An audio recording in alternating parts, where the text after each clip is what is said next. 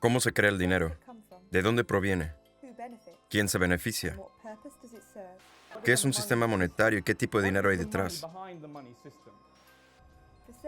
Durante siglos, el funcionamiento del sistema monetario ha permanecido oculto a la vista de la población.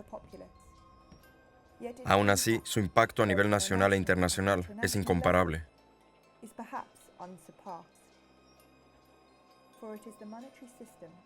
Porque es el sistema monetario el que proporciona las bases para la dominación internacional y el control nacional.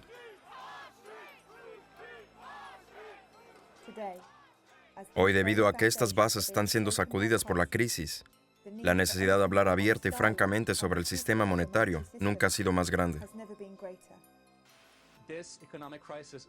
Es como un cáncer. Si uno espera y espera creyendo que esto va a pasar, encontrará que esto solo va a crecer al igual que un cáncer y va a ser demasiado tarde.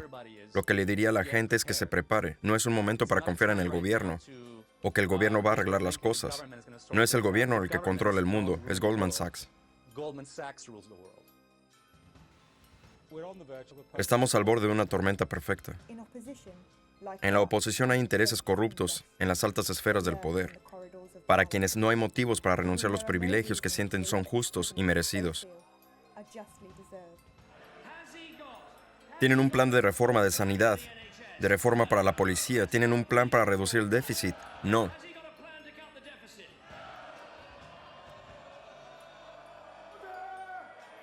Orden, desorden, orden. Confía en el gobierno. Cálmense e intenten comportarse como adultos, y si no pueden controlarse, salgan de la cámara. Lo arreglaremos sin ustedes. Comedor social para el sector bancario. No es una coincidencia que los auges y caídas se convirtieran en un problema cíclico alrededor del siglo XVII, cuando William Paterson fundó el Banco de Inglaterra.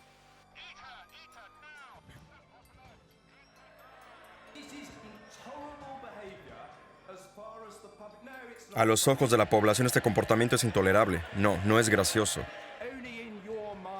Solo para ustedes es gracioso. No es para nada gracioso, es vergonzoso. Una solución, revolución. El sistema es inherentemente inestable debido al poder internacional que se otorga a los actores dominantes, porque se plantean la idea de cómo conseguir algo a cambio de nada. Un análisis estadístico ha mostrado que cada vez que un imperio se acerca a su final, su moneda se devalúa.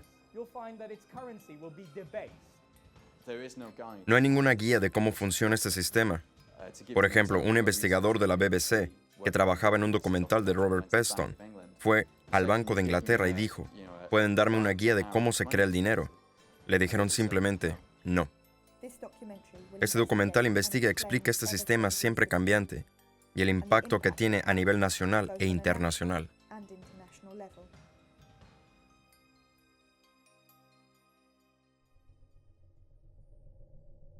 Deuda al 97%.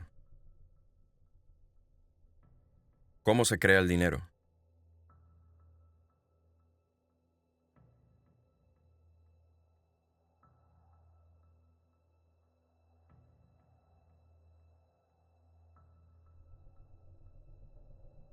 Billetes y monedas.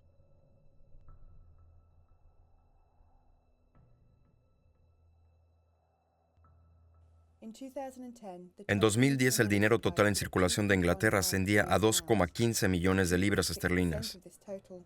El 2,6% era dinero en efectivo y el resto, 97,4%, era dinero de la banca comercial.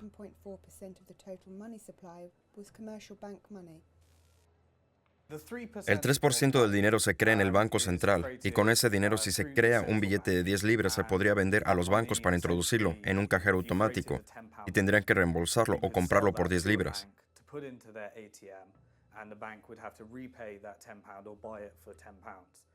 Ese dinero no tiene ningún interés y se añade al erario, y es una forma de recaudación de fondos para el gobierno. Se denomina señoreaje.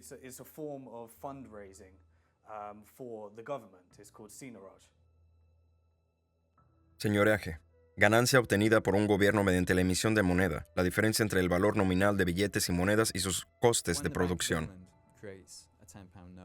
Cuando el Banco de Inglaterra crea un billete de 10 libras, que le cuesta imprimir 3 o 4 peñiques, y lo vende a los grandes bancos por su valor nominal, es decir, 10 libras, y la ganancia, la diferencia entre la impresión del billete y venderlo por 10 libras, va directamente al tesoro. Así que toda la ganancia que obtenemos al crear el efectivo va al tesoro y reduce lo que tenemos que pagar de impuestos.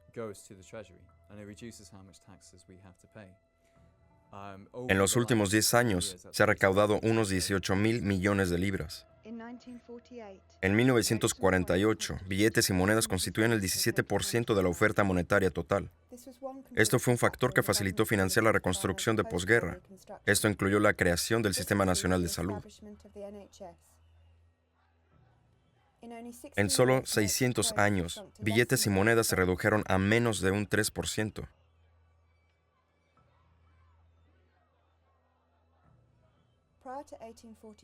Antes de 1840, los bancos privados creaban los billetes y el gobierno no se beneficiaba de su creación. En la época preindustrial coexistían múltiples formas de dinero. El ascenso del dinero fiduciario, patrocinado por el gobierno, es un fenómeno bastante nuevo. En 1840 no había ninguna ley que impidiera que los bancos crearan sus propios billetes, así que solían emitir vales como un tipo de indicador de lo que se tenía en la cuenta bancaria. En lugar de tomar las pesadas monedas en el banco para ir a pagar con ellas, uno podía conseguir su vale con el valor del dinero que se tenía en el banco y entregárselo a alguien quien lo usaba para ir por las pesadas monedas al banco. Con el tiempo, estos vales se volvieron tan buenos como el dinero mismo. El uso de los vales se popularizó para evitarse la recogida de dinero real en el banco. Y obviamente, tan pronto como los bancos se dieron cuenta de que lo que estaban creando se había convertido en la forma dominante de dinero en la economía, se dieron cuenta de que creando más podrían generar ganancias. Con solo imprimir nuevos billetes y prestarlos, obtenían el interés adicional. Y así lo hicieron hasta la década de 1840, cuando se les fue la mano causando inflación y desestabilizando la economía. Entonces, en 1844, el gobierno conservador de Robert Peel aprobó una ley que les quitó el poder de crear dinero bancario y se lo entregó al Estado. Así que desde entonces el Banco de Inglaterra ha sido el único organismo autorizado a crear billetes.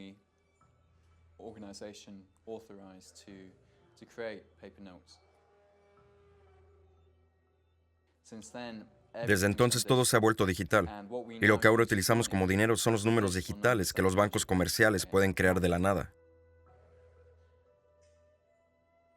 El problema fue que no incluyeron en esas legislaciones los depósitos a la vista guardados en bancos por individuos o formas electrónicas de dinero.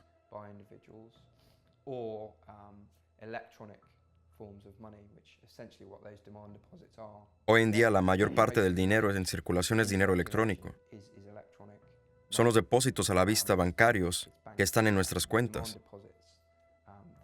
De alguna manera la legislación tiene que ponerse al día con la evolución del dinero electrónico y la manera como los bancos funcionan realmente.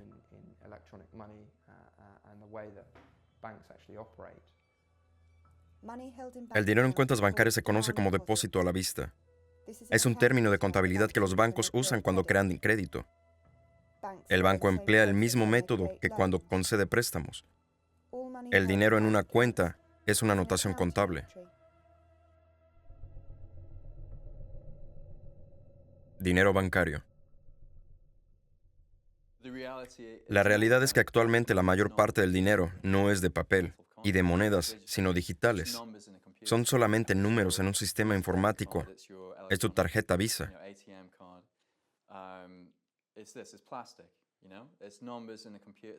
Tu tarjeta de crédito es este plástico. Son números en un sistema informático que pasan de un ordenador a otro. Todo está almacenado en una gran base de datos y ese dinero es lo que utilizamos para pagar. Es lo que utilizamos para mover la economía.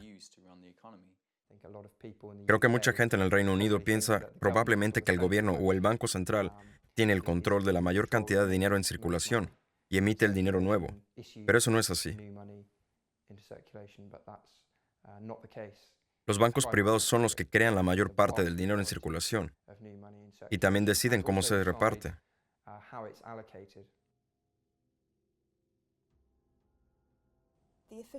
La terminología oficial para esta notación contable es dinero bancario. Cuando los bancos conceden préstamos al público, crean nuevo dinero. Cuando un cliente paga un préstamo, se destruye el dinero bancario. El banco se queda con un interés como ganancia. Hay un montón de ideas erróneas sobre el funcionamiento de los bancos. Hubo una encuesta realizada por el Centro Cobden en la que se le preguntó a la gente cómo creía que funcionaban los bancos. Cerca del 30% creía que cuando se depositaba el dinero en la cuenta permanecía ahí protegido. Es como el caso de todos los niños que tienen una alcancía donde guardan el dinero. Cuando ocurre algo malo se rompe, se coge el dinero y se gasta. Se sigue creyendo que guardar el dinero en el banco es algo seguro para proteger el dinero, porque estará ahí siempre que se necesite. El otro 600% asume que cuando se deposita el dinero se traspasa a quien lo esté solicitando.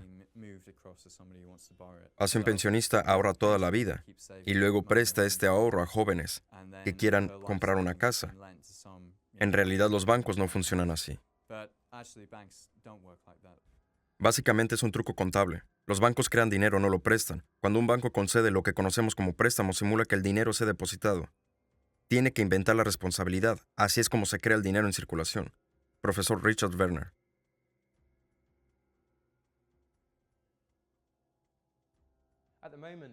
Ahora la creación y el control del dinero en Inglaterra están en manos de los bancos privados.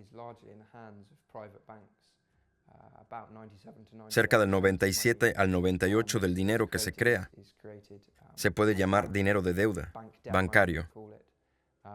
Cuando los bancos emiten dinero para circulación en forma de préstamos, es un hecho poco comprendido. No es una teoría conspirativa, es la manera como el Banco de Inglaterra describe el proceso. Cuando los bancos hacen préstamos, crean dinero nuevo.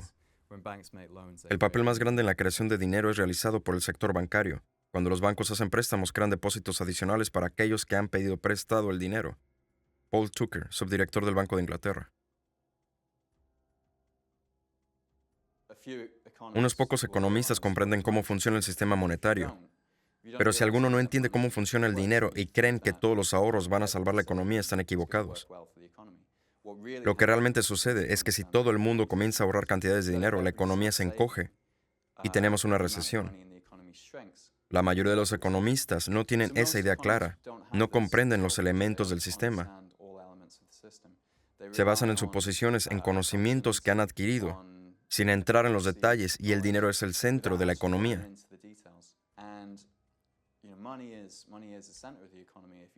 Si uno no entiende de dónde proviene, quién lo crea y cuándo se crea, entonces, ¿cómo entender la economía entera?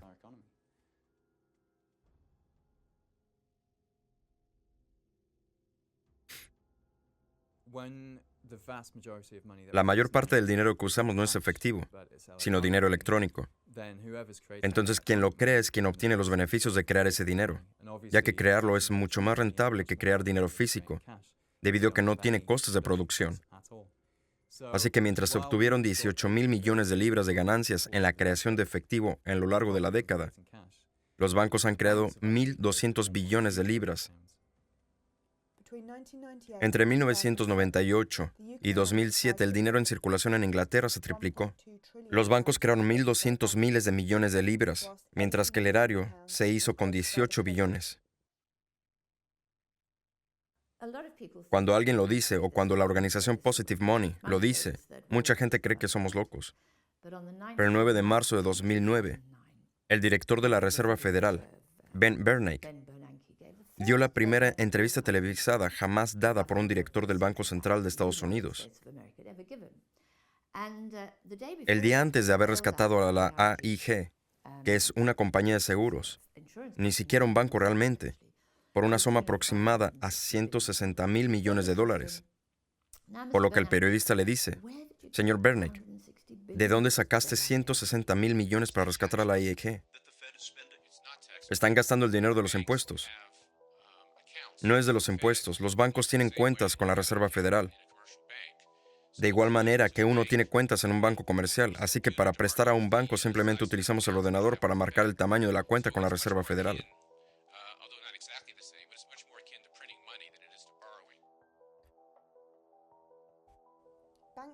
Los bancos crean dinero nuevo cada vez que otorgan crédito, compran activos existentes o hacen pagos por cuenta propia, que es en su mayoría la expansión de sus activos. Cuando un banco compra títulos como bonos corporativos o del Estado, los añade a sus activos y aumenta los depósitos de la empresa por el importe correspondiente. El dinero de la banca comercial entra en circulación cuando la gente gasta el crédito que le han concedido los bancos. En 2009, cerca de las elecciones generales, yendo de puerta en puerta, fue cuando empezamos a explicar cómo funciona el sistema monetario. Existe casi un rechazo inmediato de la gente por aceptar que esta situación puede existir realmente.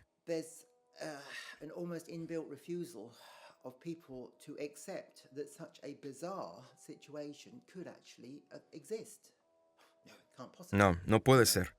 ¿Qué quieres decir? No, los bancos no pueden crear dinero de la nada. Es absurdo.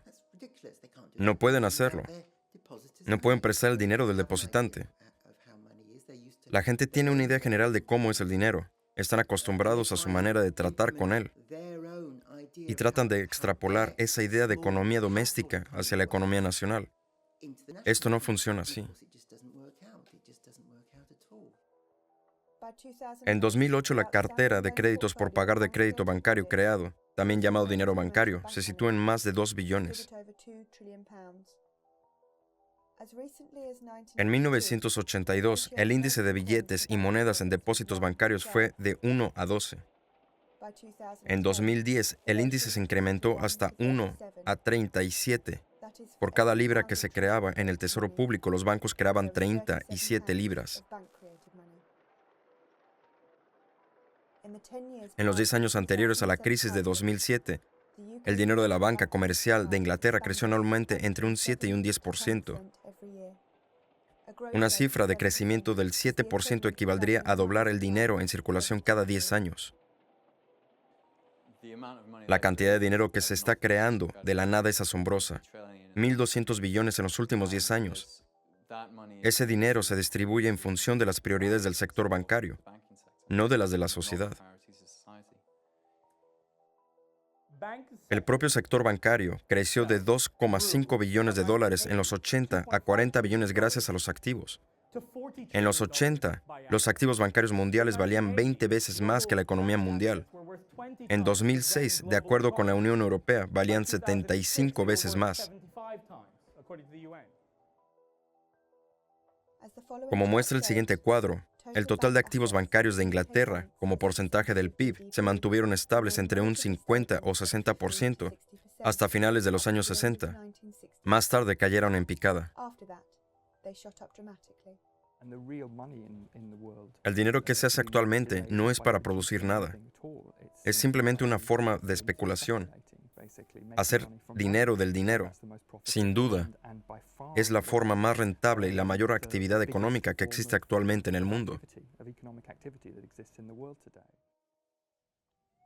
Hoy los bancos ya no están restringidos por cuánto pueden prestar, ni cuánto crédito nuevo puedan crear de la nada.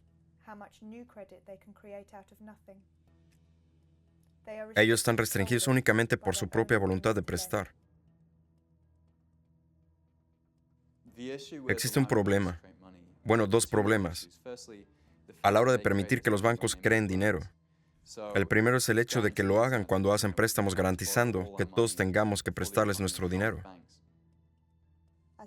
Para tener una buena y creciente economía, el gobierno debe establecer estrategias para garantizar el constante aumento de la deuda. El único modo de que el gobierno pueda crear más poder adquisitivo es creando más deuda. El segundo gran problema es de permitir a los bancos crear dinero, es que tienen el incentivo de crear siempre más. Crean más dinero si emiten un préstamo, reciben bonos, comisiones e incentivos para prestar tanto como sea posible. Hay que desarrollar una cultura comercial. ¿Qué han hecho? Reclutar a Andy Hornby, un chico increíblemente encantador de Asda, para hacer de los bancos un supermercado de barrio. Si confías en los banqueros para que controlen el dinero en circulación, crecerá y crecerá hasta que el nivel de deuda sea tan alto que estalle y la gente no pueda devolverlo.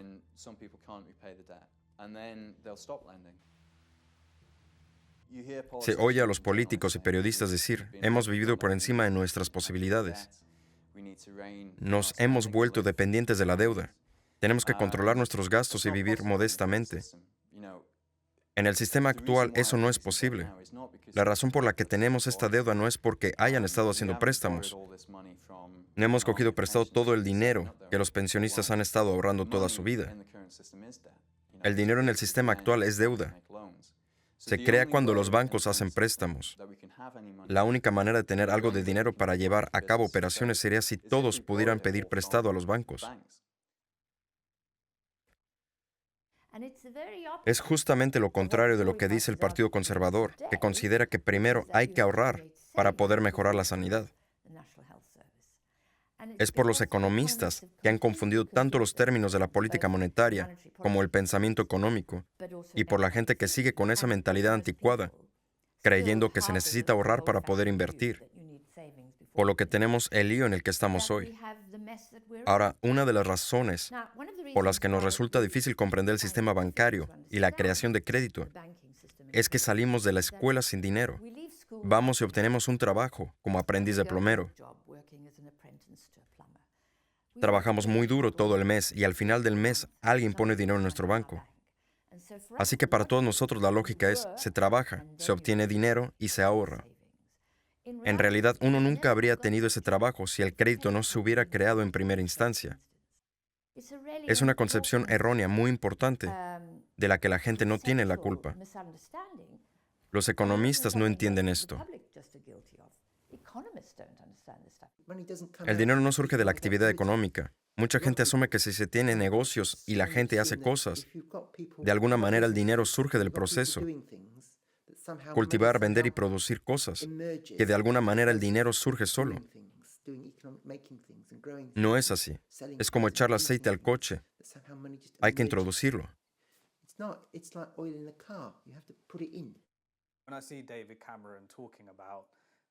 Cuando veo a David Cameron hablando de cómo necesitamos una economía no basada en la deuda, sino que necesitamos una economía basada en el ahorro, no sabe lo que está diciendo, es ridículo.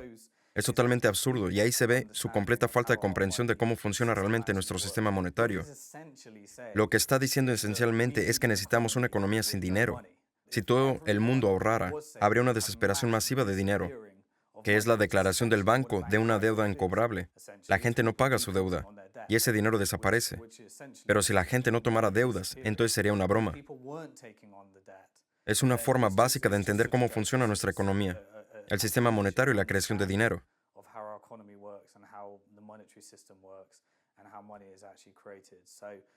Me río viendo de lo que la gente dice, repiten lo que han aprendido unos de otros. Me pone nervioso cuando alguien dice, si necesitamos más reglamentos, hay que regular los bancos y sus bonificaciones. Todo está poco definido. Para hacerlo es necesario examinar el sistema monetario, la forma en la que se crea el dinero. Si no queremos deudas, estamos diciendo esencialmente que no queremos dinero y que queremos una economía sin dinero, con la excepción del 3% creado libre de deudas.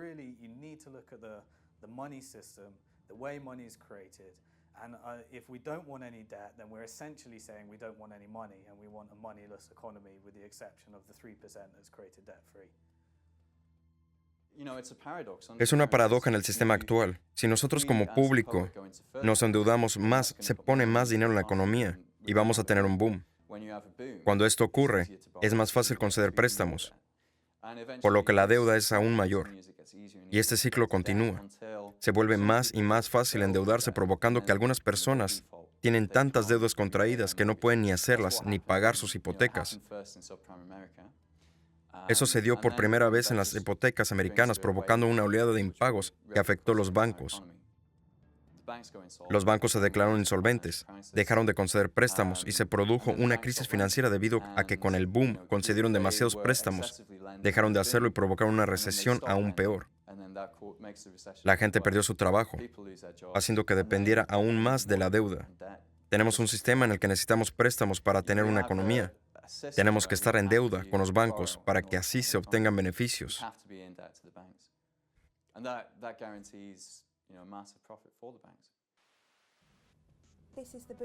Es el ciclo de auge y crisis. Y lo he dicho antes, señor vicepresidente, no retornemos a los auges y a las caídas.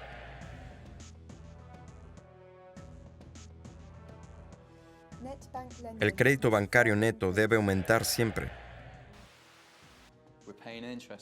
Pagamos intereses por cada libra, incluso si uno piensa que el dinero le pertenece. Alguien en algún lugar está pagando intereses por ese dinero. El sistema bancario tiene un impacto enorme en el mundo, pero solo porque provee la oferta monetaria de la nación. Tenemos que protegerlos, subvencionarlos, permitirles continuar porque el colapso de un banco nos afecta a todos de una manera enorme. Quien diga que no deberíamos haber rescatado a los bancos no entiende bien la naturaleza de nuestro sistema monetario. Es como tirar una gran parte de nuestro dinero. También rescatar los bancos perpetúa un sistema que nunca va a funcionar de todos modos. Hagamos lo que hagamos, siempre vamos a tener este ciclo hasta que separemos la creación del dinero y las actividades de la banca. Entonces los bancos podrían hacer lo que quisieran. Serían un negocio normal como todos los demás. Hay otro gran problema. Existen los bancos privados que buscan beneficios y que crean hasta 200,000 millones de libras al año. Lo inyectan en la economía de forma que puedan obtener beneficios. Lo invierten en activos tóxicos, como en la burbuja inmobiliaria, haciendo la vivienda más cara. En 2007 se introdujeron 200,000 millones de libras creadas de la nada. Y de hecho, donde este se usa determina la forma de nuestra economía. Si vamos a permitir que alguien cree el dinero de la nada, por lo menos deberíamos tener cierto control democrático sobre el uso de ese dinero. O sea, preferiríamos usar ese dinero en el sistema de salud, o para abordar algunos de los problemas ambientales, o para reducir la pobreza. O preferiríamos usarlo para encarecer las casas, para que nadie pueda permitirse el lujo de vivir en una casa.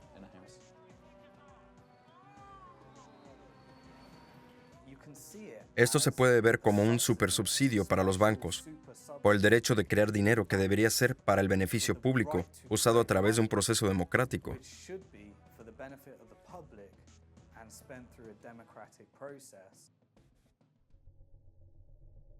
Moneda de reserva del Banco Central. También hay otra forma de dinero que es efectivamente una versión electrónica del efectivo, y es un tipo de dinero que los bancos comerciales utilizan para hacerse los pagos entre sí. Los grandes bancos no quieren llegar a grandes cantidades de dinero porque es peligroso, incómodo y caro. Se tienen que contratar guardias de seguridad para ese tipo de dinero. Así que lo que hacen es pagarse entre sí con una versión electrónica del dinero, en efectivo, que en este sector se conoce como reservas del Banco Central. Mantienen este dinero electrónico en cuentas en el Banco de Inglaterra. Pero los miembros del público no pueden acceder a este dinero electrónico. No pueden tener una cuenta en el Banco de Inglaterra. Lo que hacen es vender este dinero del Banco Central a los bancos. Y lo hacen creándolo de la nada. Y utilizan este dinero para pagar bonos comprados a los grandes bancos. Así que un gran banco vendrá con un bono, que es de hecho deuda del gobierno, y se lo dará al Banco de Inglaterra. Y este a su vez escribirá algunos números nuevos en la cuenta de ese banco. De hecho, están creando reservas del Banco Central de la nada.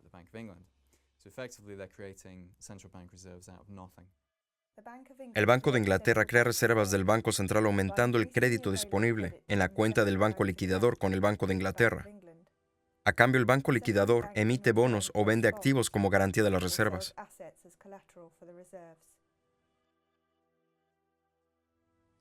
Un total de 46 bancos tienen cuentas de reserva central con el Banco de Inglaterra. Los bancos más pequeños o extranjeros tienen cuentas con uno de estos bancos para aceptar o hacer pagos en libras.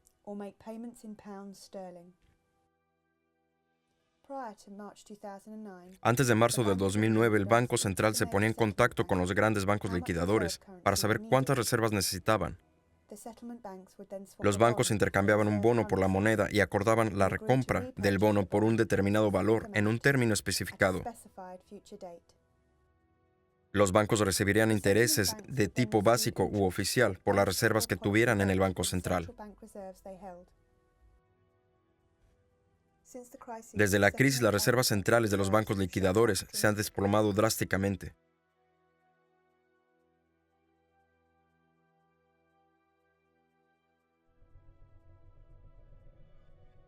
Importancia de las reservas del Banco Central.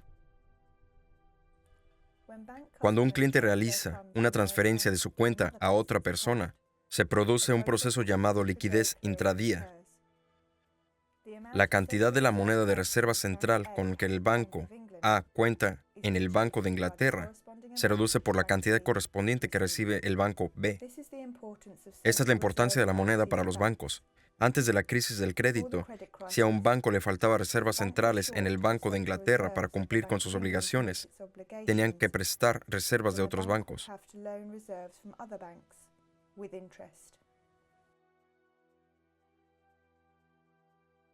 Solo la moneda de reserva del Banco Central se mueve. El dinero bancario es simplemente deducido y añadido. Si se vende algo por eBay, se sabe que el trato no está completo hasta que se ingresa algo de dinero en la cuenta. La mayoría de la gente quiere ver el dinero en su cuenta antes de cerrar el trato. Los bancos actúan de la misma manera, pero quieren ver el dinero en su cuenta del Banco de Inglaterra para considerar cerrado el trato.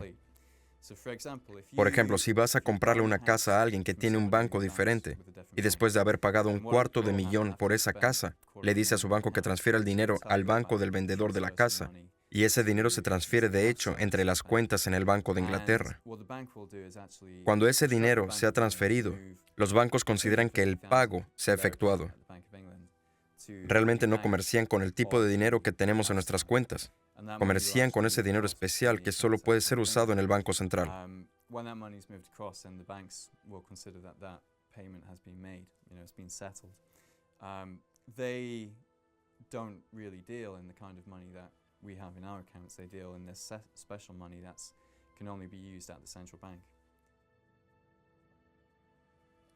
Hay millones de personas que transfieren dinero utilizando algunos de los bancos más importantes del país. Estos llevan un registro en sus ordenadores y por lo general, al acabar el día, esas transacciones se anulan. Los 5 principales bancos como Barclays o Santander poseen más del 85% de todos los depósitos. Al haber un número limitado de bancos en el sistema, el dinero de la Reserva Central solo puede circular en un circuito cerrado.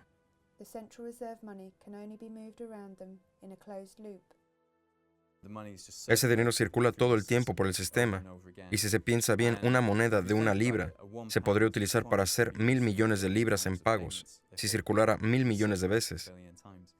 Ese es el sistema que tenemos ahora, un pequeño fondo de dinero real que circula por el sistema y se utiliza para hacer una gran cantidad de pagos a nuestro nombre. Justo antes de la crisis hubo solo 20,000 millones en las cuentas del Banco Central. Si no tienen suficiente cantidad de dinero del Banco Central, entonces no pueden hacer pagos, y si eso ocurre, todo el sistema se traba rápidamente. Así que el Banco de Inglaterra es responsable de asegurarse de que hay suficiente dinero en el sistema. Los requisitos para que los bancos puedan tener cierta cantidad de reservas han cambiado muchas veces desde 1947. En esa época, los bancos debían tener una cantidad mínima del 32% de reservas, efectivo o bonos del tesoro. En 2006 se instauró el sistema corredor, por el que los bancos podían fijar sus propias metas de reservar cada mes. Las reglas cambiaron de nuevo en marzo de 2009, cuando el Banco de Inglaterra introdujo la flexibilización cuantitativa. Esta da a los bancos liquidadores la moneda central sin costo. La moneda de la Reserva Central hace referencia al modelo de reserva fraccional y permite que los bancos puedan tener tanto cuanto quieran. El dinero de la Reserva Central es en sí mismo un dinero fiduciario que no está respaldado. Como consecuencia, la reserva fraccional ya no tiene sentido.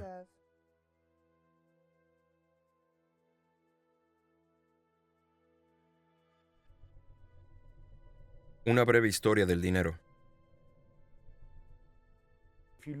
Si echamos un vistazo a 150 años atrás, vemos que el desarrollo del patrón oro comienza a entrar en acción entre los años 80 y 90 del siglo XIX. Por él, los países ajustaron a determinados valores para después llegar a un acuerdo y fijar, mantener y comerciar con los valores de ese oro, asegurándose de que existiera un equilibrio. Intentaron también restringir, expandir y reducir la actividad de sus propias economías para asegurarse de que ese equilibrio de precios se mantenía. Después de la Primera Guerra Mundial se desintegró. Es aquí donde todo se derrumba, donde se produce un gran cambio en el sistema monetario internacional, que no se resolvió hasta que llegaron los acuerdos de Bretton Woods, tras la Segunda Guerra Mundial, donde todo, incluyendo el oro, se vinculó al dólar. Así que estamos desligados un poco de la reserva de oro, diciendo que hay un tipo de dinero aparte del papel moneda y el físico que todos utilizamos.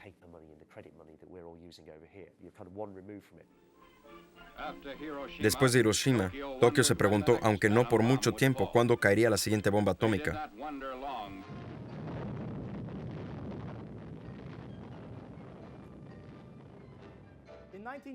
En 1944, en Bretton Woods, Estados Unidos e Inglaterra empezaron a negociar con controlar la economía y el sistema monetario mundial. Crearon el Banco Mundial y el FMI y otras instituciones para gestionar el dinero mundial, atendiendo al patrón oro, que estaba ligado al dólar. Todo el oro mundial se trasladó de Londres a Fort Knox, y todas las monedas del mundo estaban ligadas al dólar.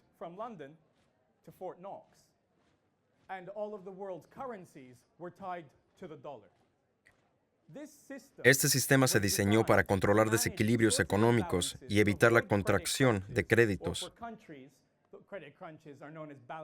Para algunos países, esta concentración se conoce como déficit de la balanza comercial y ocurre cuando no pueden pagar las facturas y su moneda se colapsa. La moneda y el sistema eran estables, siempre que los americanos lo supervisaron. ¿Alguien sabe cómo acaba esa historia? Con el dinero que se financió la guerra de Vietnam.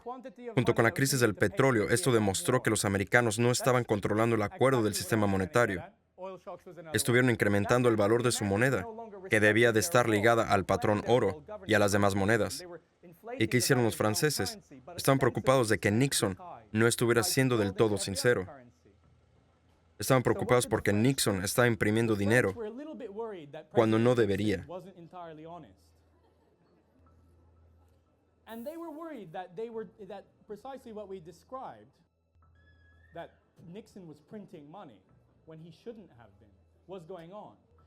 Al pensar que posiblemente no hubiera suficiente oro para la tasa de cambio del franco francés, enviaron una lancha al puerto de Nueva York para pedir cortésmente que les devolvieran su oro. ¿Consiguieron su oro? Vamos a adivinarlo. No. Y el sistema Bretton Woods se acabó. Fue en ese momento en el que entramos en la nueva era financiera. Dinero fiduciario, forma de intercambio basada en la confianza de que el emisor no asegura reembolsar el dinero. Antes, la creación de moneda estaba ligada a la mercancía, como oro, pero hoy en día no está ligada a nada. Por tanto, no hay nada que proteja nuestro dinero. Este billete no es más que un trozo de papel.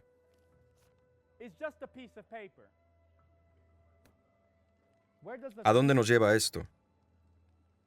Si el dinero no se basa en nada, ¿por qué creemos que tiene algún valor? ¿Perdón? Porque aún podemos ir a cambiarlo. ¿Cómo? Alguien iba a hablar. ¿De qué palabra latina viene crédito? De creencia, correcto. Creeré, igual a creer. Desde la caída del patrón oro del dólar en 1971 y la desregulación del sistema financiero, la creación de dinero ha crecido exponencialmente. El Foro Económico Mundial, que se reúne en Davos, ha apelado a la necesidad de incrementar el crédito de la economía mundial a 100 billones de dólares americanos.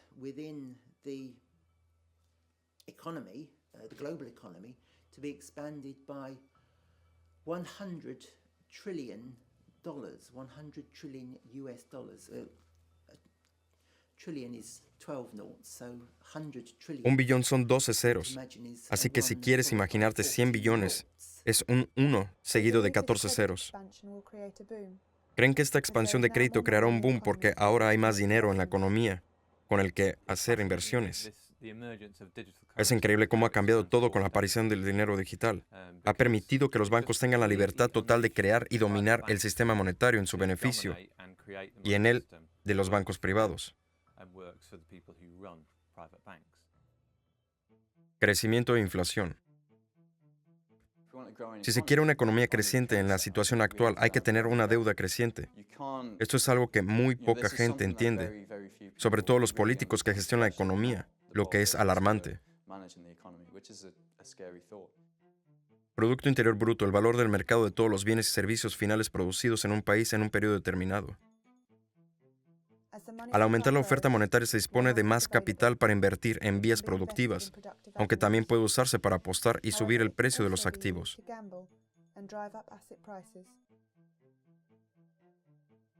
Un aumento de la oferta monetaria es probable aumento relativo en la actividad económica. Los efectos de una expansión rápida del crédito. La inflación es un aumento de los niveles generales en los precios de los bienes y servicios de una economía durante un periodo de tiempo. Cuando el precio general sube, cada unidad monetaria compra menos bienes y servicios. Al crecer la oferta de dinero y al haber más disponible, se dispone de más dinero para invertir, pudiendo dar lugar a un crecimiento, pero también hay dinero disponible para la compra de bienes y especulación, lo cual produce inflación.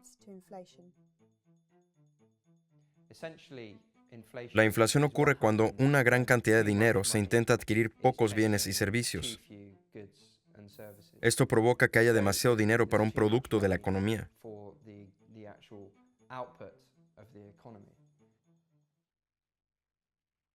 En los 7 años entre 2000 y el 2007, la oferta de dinero se duplicó y el Banco de Inglaterra creía que por aquel entonces que todo estaba bajo control, porque decían que los precios no estaban subiendo tanto. Por supuesto, ellos miraban a los precios de la tienda local de la esquina y no a los de la vivienda, ya que es ahí donde la gente invierte grandes cantidades. Muchos países occidentales subvencionan fuertemente la producción agrícola, lo que tiene el efecto de mantener los precios y la inflación baja. El aumento de precios de la vivienda puede hacerte sentir que te vuelves más rico, pero mientras tu riqueza aumenta, el efecto es que disminuye la riqueza de tus hijos.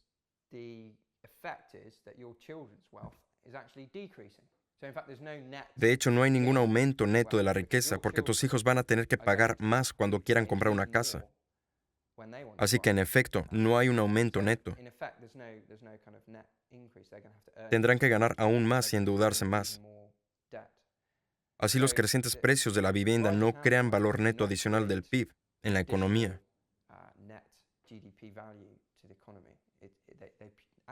En realidad se redistribuye la riqueza hacia los que ya tienen casas, es decir, la gente más rica, y se la quita a los pobres, que no pueden subirse en la escalera de la vivienda. Así que permitir que los precios de la vivienda se inflen es otro ejemplo de políticas muy regresivas. Hace sentir a la gente que las cosas van bien y que gastan dinero en otras cosas. Les quita el patrimonio neto a sus casas, pero no está creando nuevos puestos de trabajo. No mejora la calidad de la economía. No ayuda a nuestra balanza de pagos o déficit público. Es un juego que suma cero.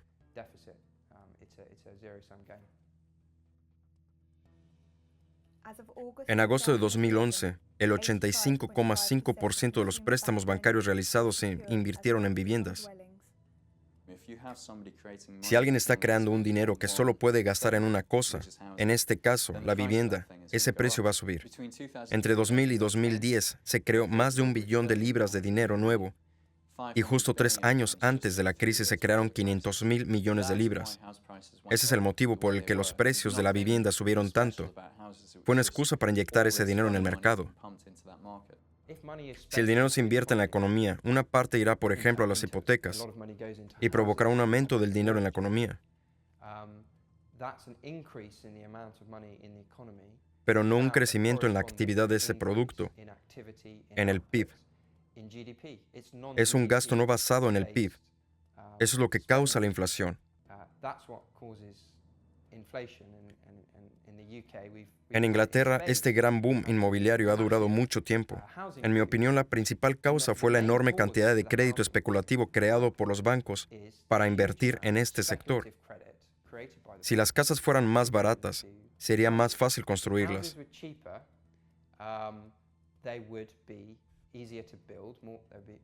Se construirían más.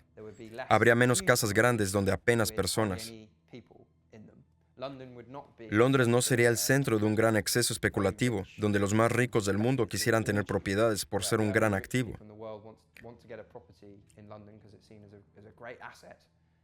Las casas serían vistas como lugares para vivir, sobre todo en vez de lugares para invertir. Lo importante es pensar que si eres un banco y tienes que hacer un préstamo, existen diferentes opciones. Se puede darle ese préstamo a un negocio pequeño y que se abra el riesgo de que ese préstamo falle o incumpla es bastante alto, debido a que las pequeñas empresas, los dueños de estas, tienen responsabilidad limitada, lo que significa que si ese negocio quiebra, el banco no obtendrá prácticamente nada. Así que esa es la clase de alto riesgo comparado con prestar su dinero a alguien que tiene algunas garantías, con una casa detrás como hipoteca. Hay un incentivo para que los bancos prefieran poner dinero en vivienda y no en negocios pequeños. Ahora, es un verdadero problema si se extiende por toda una economía, porque significa que hay un incentivo para ingresar dinero en inversiones especulativas y no productivas. Repito, tenemos que pensar en cómo creamos un sistema monetario que sea más equilibrado entre esos dos tipos de inversión especulativa y productiva. El gobierno está mostrando gran renuncia en regular el mercado de la vivienda y también regular la cantidad de dinero que los bancos ponen en casas. No decidimos quién crea el crédito. Dejamos que un par de tipos en un banco lo decidan. Una breve historia de burbujas. Las burbujas ocurren cuando hay un gran aumento en el precio de un bien o servicio durante un corto periodo de tiempo. La primera burbuja fue la de los tulipanes de 1637. La importancia que tuvieron los tulipanes nos muestra la primera burbuja financiera y su colapso. La moda de los tulipanes negros, era un ideal mítico de lo que alguien podría conseguir con la ingeniería genética tras muchas generaciones. Se volvió una manía en Holanda en los años 30 del siglo XVII. Lo que no sabían era que muchos de los raros tipos de bulbos de tulipanes no habían sido alterados genéticamente, sino causados por un virus. Pero ellos los comerciaron hasta el punto en que los tulipanes costaban 10 veces el salario anual promedio de un trabajador. Vieron por tanto que había un futuro en el negocio de los bulbos, porque una vez que los plantaban, no sabías qué iba a salir. Ya vemos hace 400 años que los sistemas monetarios financieros no son un ente abstracto, sino que están relacionados con el gobierno, el poder, el comercio y cómo se relacionan entre sí.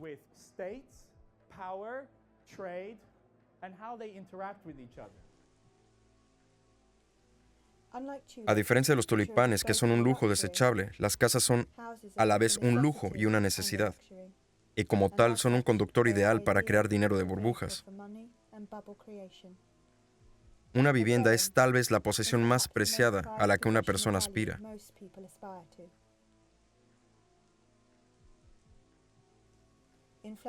Inflar los precios de la vivienda permite a una nación ampliar su oferta monetaria sin afectar los índices de inflación. El poder de compra adicional aumenta la riqueza percibida en relación con otras naciones y así crea un poder relativo. Es una forma de aumentar el poder monetario sin invertir en el crecimiento productivo de la industria. Si tomamos como ejemplo a Inglaterra y Estados Unidos, vemos que son países con altos índices de viviendas en propiedad, por lo que son una buena base para intentar aplicar esta política. Creo que en el caso de Estados Unidos se hizo de forma bastante deliberada, casi explícita, ya que Alan Greenspan, como jefe de la Reserva Federal, tras enfrentarse a la caída de la bolsa a finales de los 90, recortó las tasas de interés casi a cero. Todos podemos acceder fácilmente a préstamos, en particular si tenemos una casa, puesto que es un activo y es algo de lo que el banco puede decir: bien, tienes una casa, así que en caso de que no puedas devolver el préstamo, te lo prestaremos. No te van a decir esto cuando te concedan la hipoteca, pero pueden hacerlo. Esa burbuja será la que alimente la expansión, como en Estados Unidos e Inglaterra, donde se producirá algo similar durante la próxima década. Creo que es un reflejo de una debilidad subyacente de estos gobiernos, que carecen sobre todo de la voluntad y posible de la capacidad.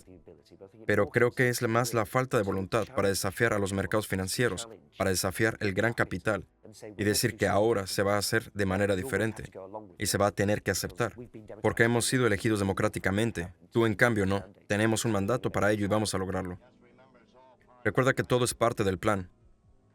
¿De qué te quejas? Votaste por esto. Lo que tuvo Holanda durante el periodo en el que intentó independizarse de España, reuniendo dinero para una armada, fue la innovación financiera. Creó loterías públicas para obtener dinero. Tenían contribuciones públicas. Esta idea llevó a la creación de las acciones públicas, que son parte de acciones en las que cualquiera puede invertir. Eso significó que 2/3 más o menos de la población estaba invirtiendo en bulbos de tulipán en los años 60 del siglo XVII. Tras la independencia, estas acciones se emplearon para financiar la expansión.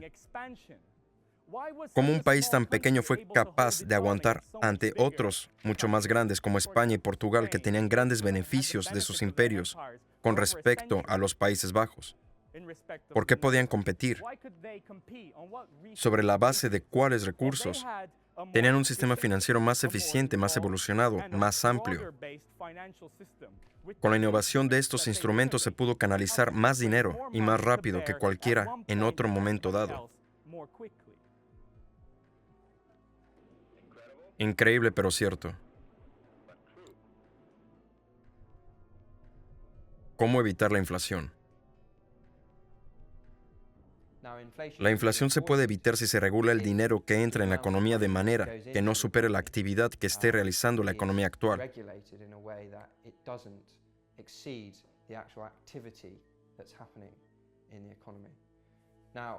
En mi opinión, la mejor manera de hacerlo es asegurarse que el dinero que entra en la economía se utilice solo para inversiones, bienes y servicios productivos.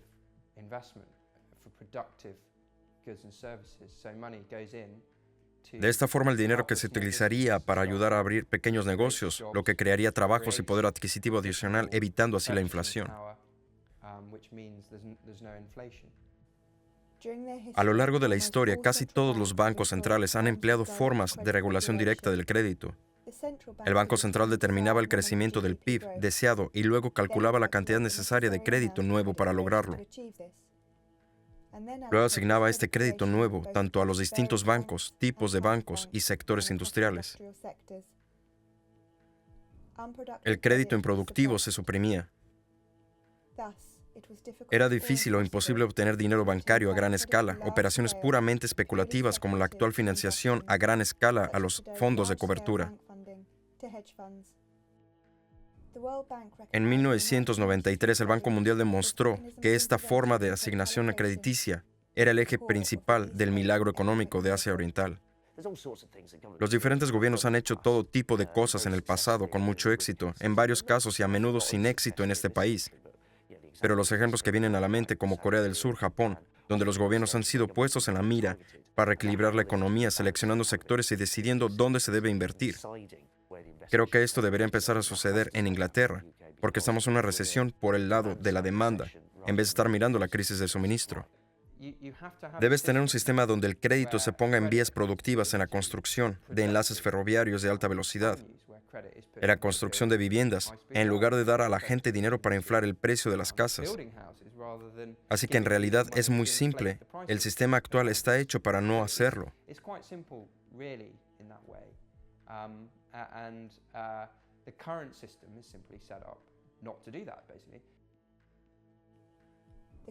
La creación de dinero por los bancos privados para uso no productivo provoca una inflación real, y es un impuesto sobre el poder adquisitivo del medio de pago.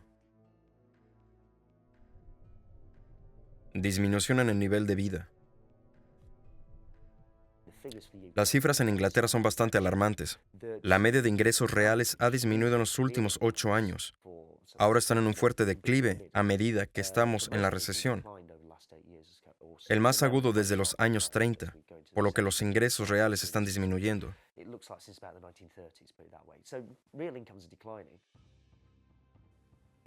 La moneda fiduciaria creada por la banca permite a los bancos privados succionar la riqueza de la economía que provoca una disminución gradual del nivel de vida.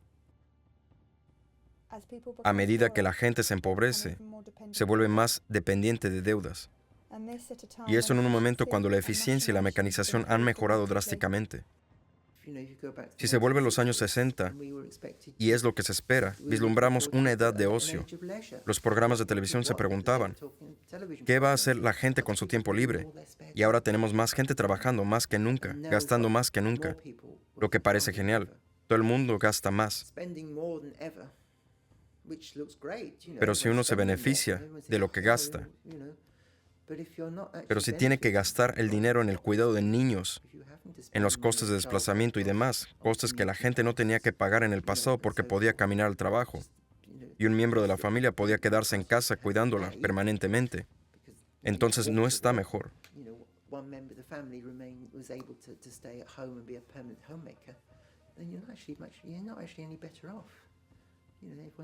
Hoy en día todos estamos bajo una presión enorme. Soy consciente de que mis 4 sobrinos se enfrentan a tiempos difíciles. Van a tener que trabajar muy duro, solo para tener un techo sobre sus cabezas.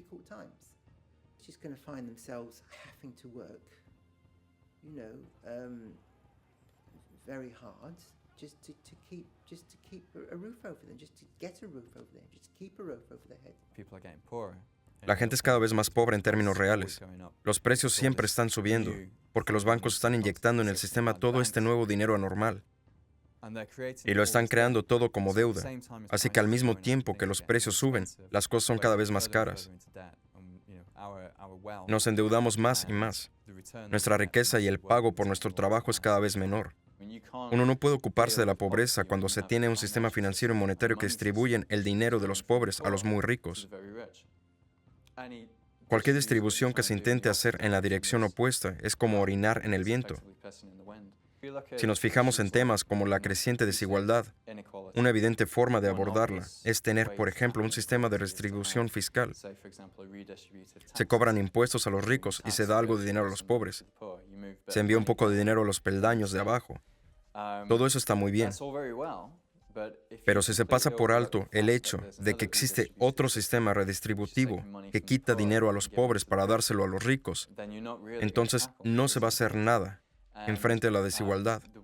Y la forma en que funciona un sistema monetario basado en deudas garantiza que por cada libra de dinero hay una libra de deuda.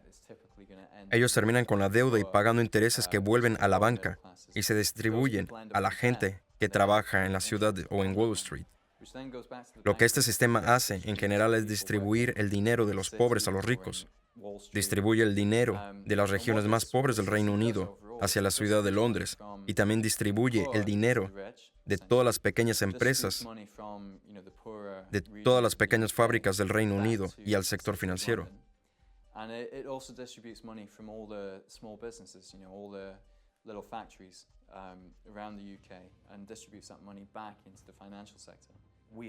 Contamos con un sistema en el que la misma entidad que es responsable del suministro se beneficia de conectar a los prestatarios con los prestamistas, es decir, un banco.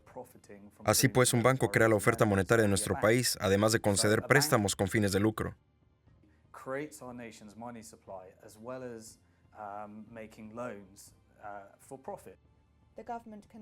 El gobierno no puede permitir el fracaso del sistema bancario porque si lo hiciera, más del 97% de todo el dinero desaparecería. Por eso, en caso de crisis, el riesgo se transfiere al contribuyente. Pero incluso en tiempos normales, los bancos reciben numerosas garantías y beneficios más allá del derecho de crear dinero. Bill, por cierto, sé que el Banco de América es muy grande. Resulta que tengo $32 ahí, entre nosotros. ¿Qué garantía tengo de que este dinero está seguro? Bueno, todos los depósitos de hasta $10,000 están asegurados por el gobierno federal de Washington. Esa es mi garantía. Sí, señor. Has oído que el gobierno federal está endeudado por unos 280,000 millones de dólares. Los bancos reciben grandes garantías del gobierno. El contribuyente garantiza 85,000 libras como seguro de depósito. El Banco de Inglaterra ofrece un seguro de liquidez en caso de que un banco se quede sin moneda de reserva.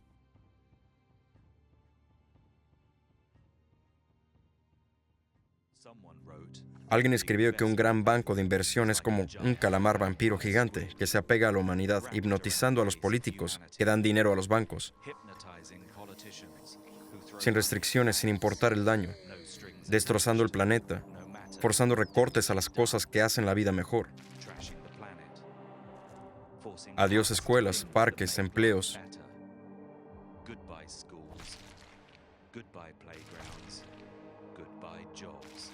Los banqueros rescatados se otorgaron bonos más altos que la primera ola de recortes del gasto público.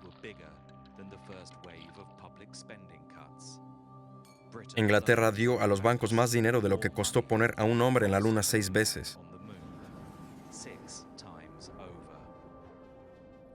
¿A dónde fue nuestro dinero? ¿Quién dejó que los bancos lo pudieran hacer? ¿Por qué? ¿Pueden ser útiles los calamares vampiro? Ningún gobierno es lo suficientemente valiente para domesticarlos. Quizás necesiten un plan.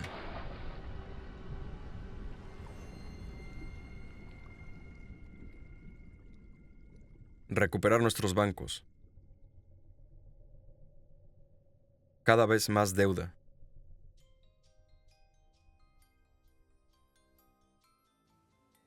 El programa de recortes del gasto es un intento por cambiar la deuda de su cuenta a la del público. Es la respuesta del gobierno a los rescates bancarios y es necesario en un sistema monetario basado en la deuda, donde el mayor poder adquisitivo resulta de una deuda creciente y donde una diversificación de la deuda proporciona estabilidad y confianza. El aumento de las tasas universitarias y la privatización de los servicios públicos activos e industriales siguen el mismo modelo. El problema es que existe esta transferencia de la deuda pública a la privada, que es básicamente transferir el riesgo del gobierno y de las sociedades anónimas a los individuos más vulnerables, que serán los más endeudados.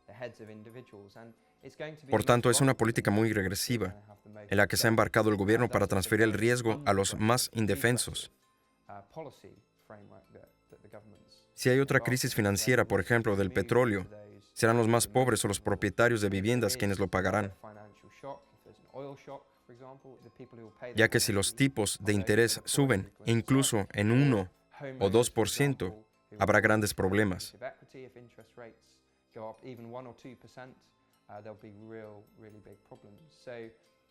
Así que no creo que no es una forma razonable de avanzar en este momento en absoluto.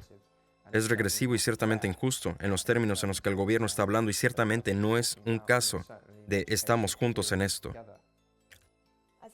Al haber una mayoría de industrias y recursos privatizados, el sector privado se endeuda más.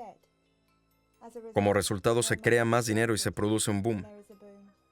Algunas empresas de capital de riesgo lo han llevado al extremo a enlazarlo con la llamada compra apalancada, que consiste en comprar una empresa a un precio elevado y transferir el precio de compra a la empresa en forma de deuda.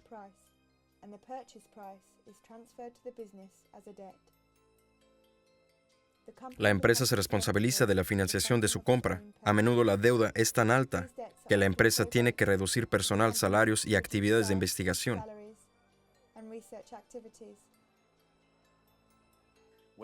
Cuando hay que gestionar los intereses como empresa, si tienes que reembolsarlos a tus bienes y servicios, es necesario cargarle siempre un precio más alto a medida que te endeudas más y más. Un aumento de la diversidad de la deuda produce un incremento en la oferta monetaria. Cuando esta aumenta, hay más dinero disponible para actividades productivas y de consumo, lo necesario para un boom.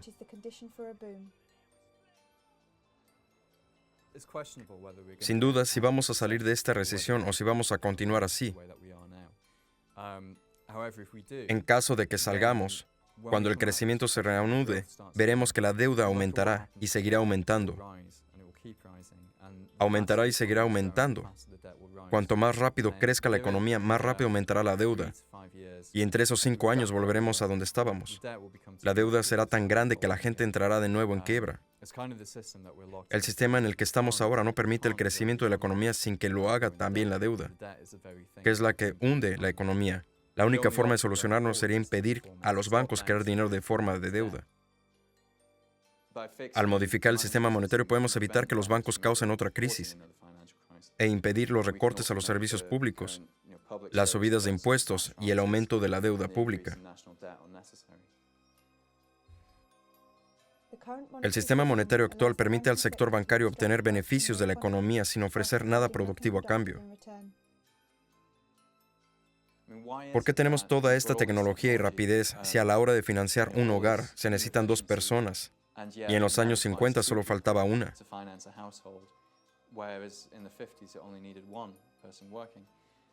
La razón no es porque todo sea más caro, es por toda la deuda y por la falta de recursos. Es por toda la deuda y por el sector bancario que se queda con el mejor de todos. Por eso un sector bancario en crecimiento no es algo bueno. Si el sector bancario crece es porque es menos eficiente o porque se convierte en un parásito de la economía. Podemos ver cómo en el sector bancario forma parte del 4 o 5 o 6% del PIB. Pero el resto de la economía constituye el 96, 95, 94% del PIB. Tenemos que cambiarlo ahora. Si se quiere tener la oportunidad de abordar cualquiera de otros grandes problemas sociales, se tiene que resolver el problema del dinero. Quienes siempre pagan por las crisis, aún sin beneficiarse de estos booms especulativos, como es el caso de Irlanda, que presidió a la crisis inmobiliaria, son los más pobres. A lo largo de 30 años ya hemos visto aumentos en las diferencias de ingresos, por el que los ricos se han vuelto aún más ricos y el resto se ha mantenido igual o se ha vuelto más pobre. Una de las formas por las que la economía siguió funcionando fue porque proporcionó crédito barato o deuda a aquellas personas que ya no podían comprar más. Así que siguieron comprando y cuando se derrumbó, esas mismas personas tuvieron que pagar una vez más, a pesar de que fueron víctimas de ello.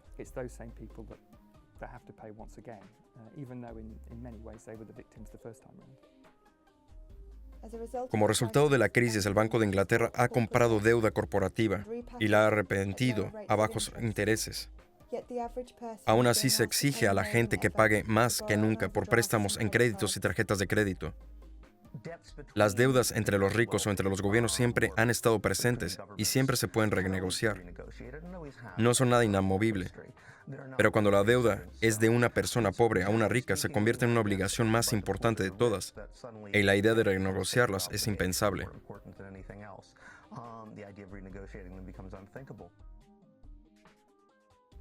¿Podría indicar exactamente qué es lo que haría que los inversores se sintieran seguros? Es una pregunta difícil. Personalmente, creo que no importa.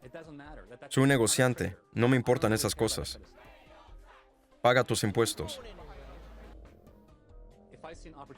Si veo una oportunidad de ganar dinero, voy por ella. La mayoría de los agentes de bolsa no se preocupan por cómo van a arreglar la economía, por cómo van a arreglar toda la situación. Nuestro trabajo es obtener dinero de ello, y personalmente llevo soñando con este momento desde hace 3 años. Si sabes cómo hacerlo, puedes sacar mucho dinero. Tengo que confesar que cada noche sueño con otra recesión. Sueño con otro momento como este. Sueño con otra recesión. Sueño con otro momento como este. Puedes sacar mucho dinero. Bruno, Virginia lastimó a alguien seriamente. Tienes que ayudarla. Entrando. Si miramos Europa, vemos que el nuevo primer ministro de Grecia, Papademos, un antiguo empleado de Goldman Sachs, fue impuesto y no elegido. Mario Monti, el nuevo primer ministro y ministro de Finanzas de Italia, fue también empleado de Goldman Sachs. El nuevo presidente del Banco Central Europeo, un ex empleado de Goldman Sachs. Están por todas partes. Esa es la forma de cambiar lo que tenemos, quitar todo el poder y la libertad de la gente y dárselo a un grupo pequeño con poder absoluto. Del pueblo sin el pueblo contra el pueblo. Lo más interesante de todo es la forma de sincerarse sobre la democracia en Europa. ya que básicamente tenemos un gobierno de banqueros. Son ellos quienes en mayor o menor medida nos han metido en este lío. Entonces uno dice, está bien, los banqueros son los que nos van a sacar de este lío y ahora van a gobernar su país. Hay aquí una controversia importante sobre la democracia. Por cierto, la crisis bancaria llevó a más de 100 millones de personas a la pobreza. Las estadísticas de mortalidad de personas que caen en la pobreza aumentaron por numerosas razones. Vemos entonces que la crisis bancaria no solo trae pobreza, sino también muerte. ¿Sabes qué? Aún no hemos llegado al fondo del asunto. Nunca pedimos cuentas a nadie y no hemos hecho las reformas necesarias porque creímos erróneamente que si llevaríamos la situación más lejos, haríamos que fuera peor. ¿Quiénes tomaron las decisiones? Los que estaban encima de nosotros.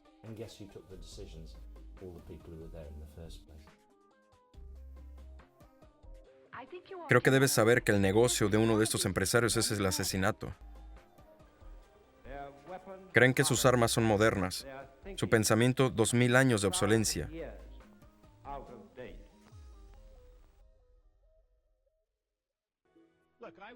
Estuve ahí cuando el secretario y el presidente de la Reserva Federal hablaron con los miembros del Congreso sobre la situación. Fue alrededor del 15 de septiembre. Ni siquiera hablamos de estas cosas.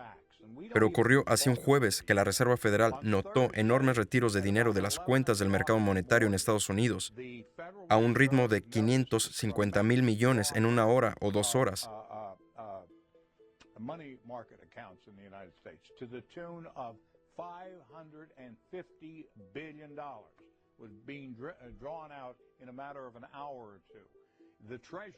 El Tesoro, en su intento de ayudar, inyectó 105,000 millones al sistema y pronto se dieron cuenta de que no podían frenar la marea. Estábamos enfrentando un pánico electrónico en los bancos. Decidieron cerrar la operación, cerrar las cuentas de mercado monetario y anunciar una garantía de $250,000 por cuenta para que no hubiera mayor pánico. Eso es lo que realmente ocurrió. Si no lo hubieran hecho, se estima que para las 2 de la tarde se habría retirado $5,5 billones del sistema de mercado monetario de los Estados Unidos. Habría colapsado toda la economía de los Estados Unidos y en 24 horas la economía mundial habría colapsado. Aspectos internacionales. Cuando el dinero es transferido a nivel internacional de una moneda a otra, la moneda de reserva pasa del Banco Nacional de un país a la cuenta de reservas del banco extranjero. Los bancos extranjeros tienen relaciones con la banca local que les permiten guardar reservas monetarias extranjeras sin formar parte del esquema del Banco Central local.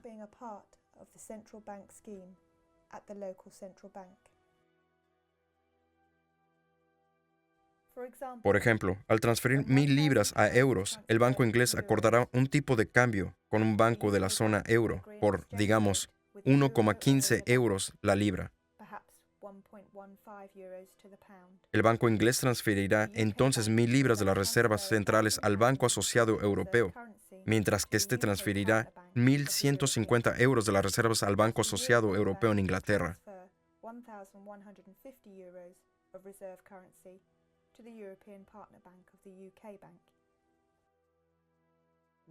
¿Cuáles son las consecuencias que se producen cuando el sistema de tipo de cambio y el dinero no son controlados?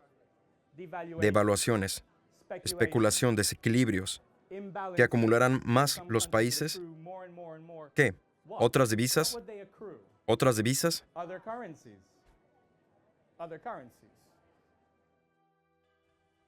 El dinero de la reserva debe gastarse en el país de origen o cambiarse por otras monedas.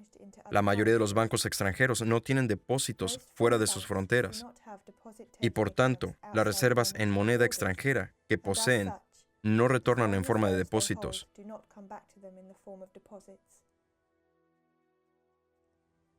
Cuando un país acumula desequilibrio comercial, es porque acumula reservas de divisas en caso de excedentes o bien porque gasta sus propias reservas en caso de balances comerciales negativos. La balanza comercial es la diferencia entre lo que se ve y lo que se compra en el extranjero. Lo que ha ocurrido con Inglaterra durante un largo periodo es que tuvo déficit en la llamada balanza comercial visible, que es el comercio de bienes físicos. Son vehículos, computadoras, objetos que se consiguen en tiendas. Ha sido un déficit importante. Creo que empezó a principios de los años 80 y no ha desaparecido desde entonces. Si acaso, se ha hecho más grande.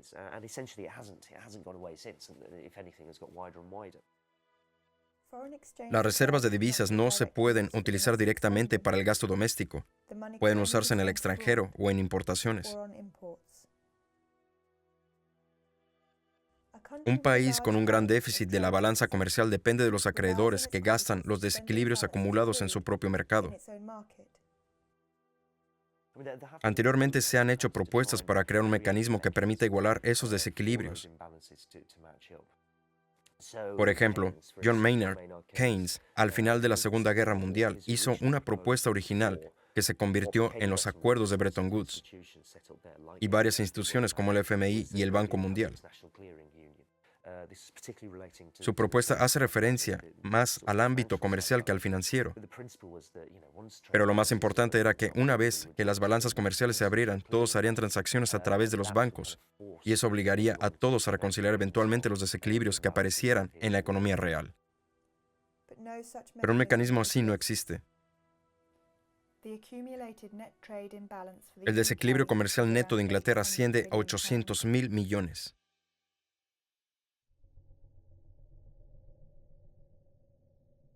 Guerra de divisas. Lo que ha ocurrido es que tras muchos años, unos países han tenido grandes superávits comerciales y otros grandes déficits.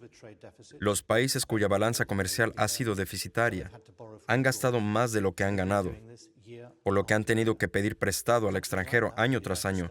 Países como Estados Unidos, nosotros y algunos europeos no pueden seguir así. Y hay dos maneras de acabar con esto. Y lo hemos visto en algunos países europeos. Si no pueden encontrar nuevas formas de ser competitivos, su capacidad para pagar las deudas se pone en duda. Otra forma de hacerlo, que seguimos, es que tenemos un plan rentable para pagar la deuda. El valor de la libra esterlina ha caído un 25% para que nuestras exportaciones sean más competitivas y atractivas a los compradores extranjeros y a los ingleses para que compren más productos nacionales. Eso ha sido nuestra medida para equilibrar la economía y estoy seguro de que es la forma correcta. La guerra de divisas u devaluación competitiva se da cuando los países compiten para lograr un tipo de cambio para su dinero relativamente bajo. Al caer el precio de compra de una divisa concreta, también lo hace el precio real de las exportaciones de ese país. La industria nacional recibe un incremento de la demanda interna y externa. Esto ha hecho que las exportaciones inglesas parezcan más baratas y ha permitido que se recuperen un poco, pero el resto del mundo está tan mal que han vuelto a caer. Estamos frente a una especie de anarquía creciente. Esto es lo que ha sucedido en los últimos años, cuando el ministro de Finanzas brasileño ha sido quien más ha hablado de las guerras de divisas y del deseo de los gobiernos nacionales de salir de la recesión. Ellos piensan, si pudiéramos exportar más, podríamos salir de la recesión. Si queremos exportar más, depreciaremos nuestra moneda. Eso hace que nuestros productos sean más baratos. La gente los compra y todos estaremos mejor. El problema es que si uno se desprecia, los demás se revalorizan, sus productos se vuelven más caros, así que no están contentos porque ellos también quieren depreciar.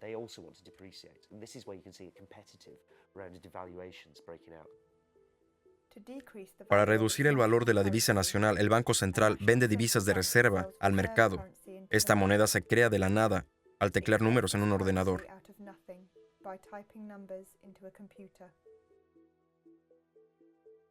Por ejemplo, un banco central compra divisas. La cantidad que un banco central puede crear no está limitada porque no hay mercancía respaldando a la reserva monetaria. Durante la fase del dinero mercancía, el tipo de cambio dependía de la cantidad de oro, plata o cobre que hubiera en las monedas del país. Tras la llegada del papel moneda y el patrón oro, el tipo de cambio dependía de la cantidad de oro que el gobierno prometió pagar a los propietarios de billetes. Estas cantidades no variaban mucho en ese periodo y por tanto el tipo de cambio entre divisas era relativamente estable. Tras la Segunda Guerra Mundial, las divisas estaban ligadas al dólar y este estaba respaldado por el oro. Este sistema acabó en 1971.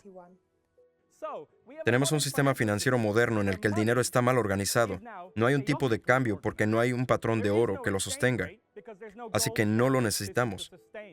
De hecho, creemos que el mercado resolverá todos los problemas de cambio. Si tu moneda vale más que la mía, demuestra que tu economía es relativa a la mía. Y eso cambia la divisa. Y el tipo de cambio pueden cambiar, y si necesitamos que cambie, lo hará, mágicamente por la eficiencia del mercado y la búsqueda de beneficios.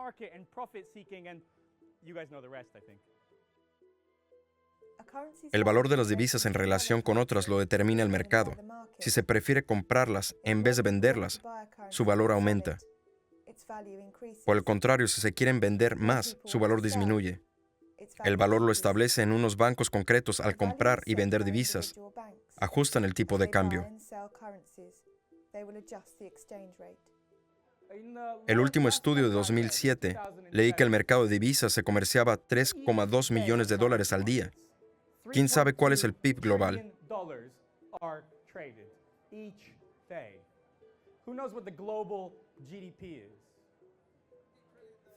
50. Otra vez, Brucey. Más. 60. Eso está más cerca. Hay que pensar en ese intercambio que se da cada día. Hay cerca de 260 días hábiles al año. Toma unas pocas semanas igualar el valor global de cada transacción económica que ocurre en todas partes, cada día, cada año. Se necesitan unas pocas semanas.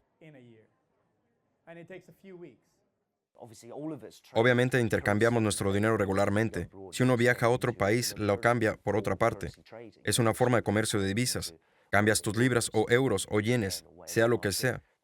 Esto ocurre con mucha frecuencia y es una parte convencional del proceso comercial. Las grandes empresas tienen que hacerlo regularmente, lo que se convierte en algo que la gente cuestiona y dice, un momento, esto es especulación. Es cuando la gente se da cuenta que las divisas se mueven alrededor de la otra y se mueven alrededor de sus valores. Siempre hay una oportunidad para tratar de hacer dinero con esos cambios de valor y por lo tanto se puede especular con ello. Ese es el fin más cuestionable del mercado. Esa es la parte del mercado. Es la parte del mercado, como por ejemplo los impuestos a las transacciones financieras, que va a tratar de sacarle tajada, porque la idea existe, que no es necesariamente incorrecta, es que solo produce inestabilidad para los demás. Esta gente quiere volatilidad en el mercado, porque así es como hacen su dinero. Quieren estimularla y lo hacen comerciando y especulando.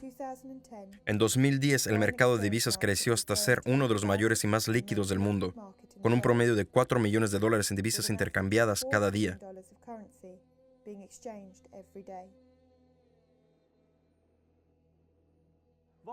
La volatilidad crea necesidades. ¿Cómo afecta a los países, especialmente a los que están en vías de desarrollo? Si de pronto aparecen grandes variaciones en flujo financiero, ¿qué hacen?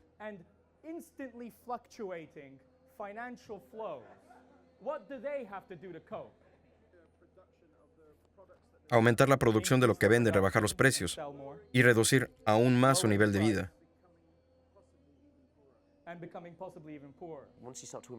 Una vez que se empieza a hablar del sistema internacional, esto se vuelve algo muy peculiar, ya que depende en gran medida del sentimiento y creencias sobre cómo es una economía, más que de lo que la economía puede estar haciendo en realidad o no.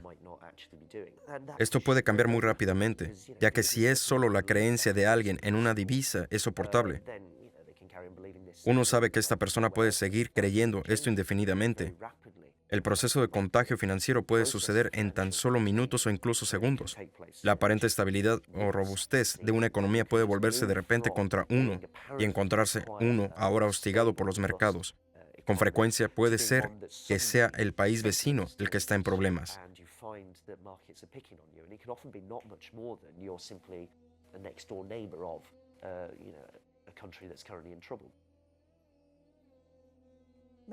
Muchas de las crisis financieras mundiales de los últimos 30 años han surgido por la rápida retirada del dinero nacional.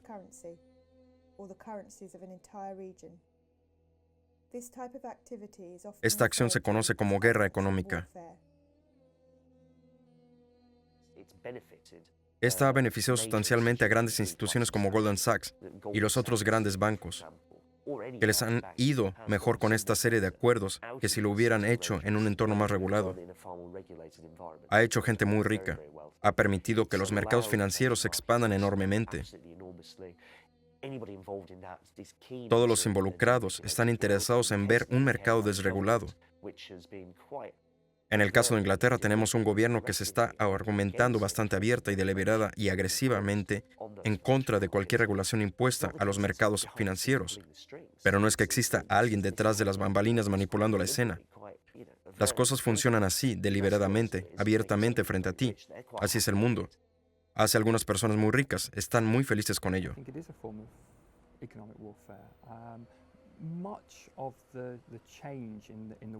Creo que es una forma de guerra económica. Muchos de los cambios que se han producido en la economía mundial en los últimos 30 años son el resultado de una deuda del tercer mundo, ya que ha otorgado a países ricos, bancos, sector financiero, un gran poder y control sobre las zonas pobres, y estas son las que producen muchos de los recursos que empleamos y que incluso se ha llegado a comparar con un tipo de colonialismo. Es una forma directa de poder que se utiliza sobre esos países para obligarles a cumplir con los intereses de los países más ricos. Como resultado, no solo las corporaciones han crecido y sacado enormes beneficios, sino que también lo ha hecho el sector financiero. El dinero que se crea en el mundo hoy no es el resultado de la producción, sino de la especulación. Hacer dinero del dinero es la forma más rentable y la mayor forma de actividad económica mundial que existe hoy en día. To be made today is not by producing anything at all. It's simply by forms of speculating, basically making money from money. That's the most profitable and by far and away the biggest form of activity, of economic activity that exists in the world today. Para protegerse, los países pobres acumulan el dinero que crean los ricos de la nada.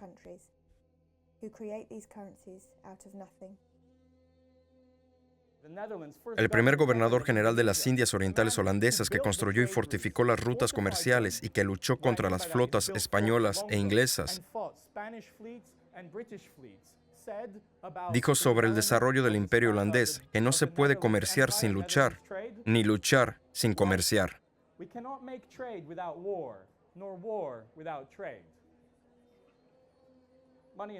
Dinero y poder. Imperialismo financiero. Así las reservas se han vuelto la manera como uno se puede proteger. ¿Contra qué? Especulación. Ataque especulativo, caídas en el mercado, burbujas.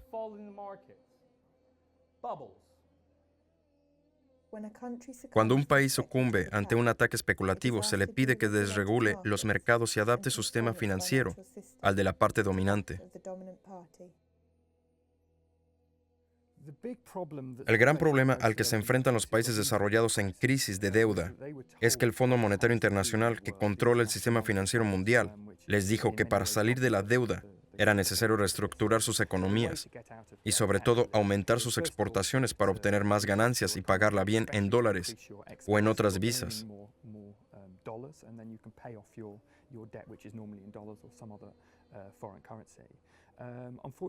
Con el paso del tiempo, ese sistema no funcionaba. Lo que hicieron fue cortar su gasto público para que no creciera y poder centrarse en el mercado de la exportación y en la producción de dólares, al estar tan centrados en intentar saldar la deuda, que no paraba de aumentar. Han estado pagando mucho más en la deuda que lo que han gastado en sanidad, educación o cualquier otra cosa, y sus deudas han sido cada vez mayores. El país no tiene más remedio que permitir a las grandes empresas explotar sus recursos naturales y su mano de obra. Imperialismo financiero, ampliación y mantenimiento del poder imperial mediante el control monetario. No hay ningún misterio sobre lo que ocurre aquí y sobre cómo funciona el mundo. Durante los últimos 30 años se ha estado etiquetando todo como neoliberalismo, cuya idea principal es que debería haber tipos de cambio flotante, menos controles en los mercados financieros y menos intrusión del gobierno en las actividades mercantiles. Encontramos también varios organismos destacando el Fondo Monetario Internacional, que tratan de implementar estos cambios. Por tanto, no nos sorprenda que haya más gente que manipule. Lleva siendo así desde hace mucho tiempo, y es así como funciona, haciendo a la gente mucho más rica. slightly shadowy, if you see what I mean, that there are people behind the scenes somewhere trying to manipulate stuff. It's actually, this is quite overt. This is happening, and this is how, for my entire adult life, actually, is the way it starts to look like. This is how the world is operated, and it's made some people very, very wealthy. It's produced enormous concentrations of wealth. Cuando el FMI interviene para aliviar la deuda de un país, impone una serie de condiciones. En los años 80 y 90 se conocía como un programa de ajuste estructural y tiende a formar formas muy similares donde sea que ocurre. De hecho, hoy se puede ver programas de ajuste estructural en países como Grecia, Portugal e Irlanda, que son instruidos a disminuir la cantidad que gastan en el sector público, a liberar sus mercados y liberalizar su mercado de capitales para que el dinero pueda entrar y salir mucho más fácilmente en estas economías.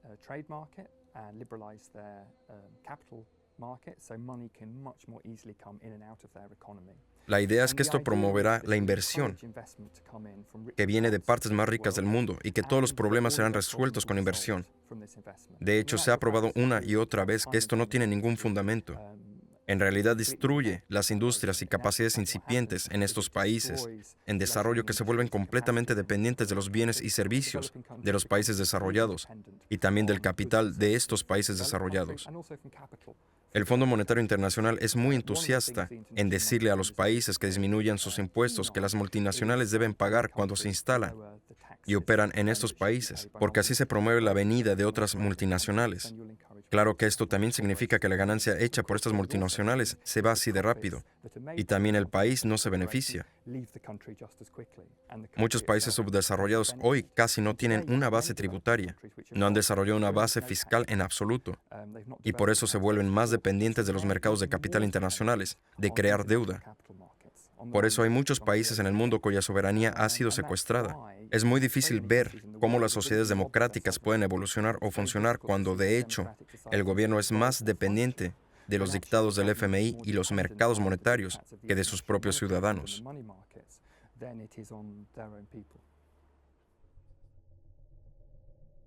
Instrumentos financieros. Lo que hemos visto desde los años 70 es un aumento dramático en una serie de fenómenos que ha tenido un efecto estimulante en los cambios del sistema financiero, que nos ha llevado a relucientes y brillante metal y los negocios de acero que se dan ahí. En caso de que no sepas, estoy señalando la ciudad de Londres. Para compensar la falta de ciertos valores en productos básicos, las instituciones financieras desarrollaron la titulación como medio para gestionar el riesgo.